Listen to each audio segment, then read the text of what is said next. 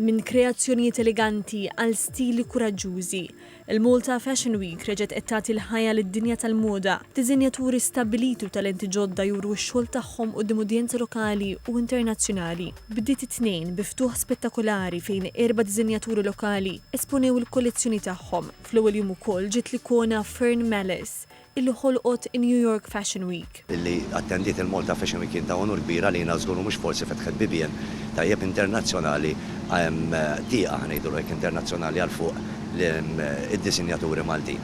Il-ġurnata ta' tlieta ta' ċans lill-istudenti.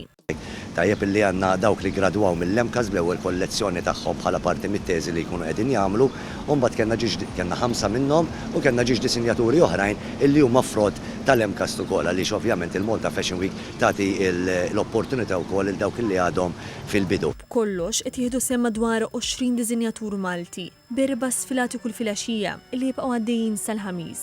L-għelu imbagħad isir is-Sibt bil-Malta Fashion Awards illi ta' din is-sena se tkun id-29 edizzjoni. Nirrikonoxxu il dawk in-nies li jaħdmu fis-settur tal-moda sboħija li jkunu ħadmu matul is-sena ta' qabel biex jippromovu s-settur tagħna. Avveniment annwali bħal dan jirrikjedi l-ħidma ta' ħafna nies. Biss backstage it-tim, il-backstage biss għandek ma' 300 persuna. Ġifieri dak huwa il-backstage waħdu. Issa mbagħad għandek is-settur tal-front of house, jifieri nieħdu il-kumpaniji tajjeb tad-dawl tas-sound tal-istrutturi u affarijiet minn dawl kollha bir-rigers tagħhom, dak miżerjament għandek mal-150 persuna oħra.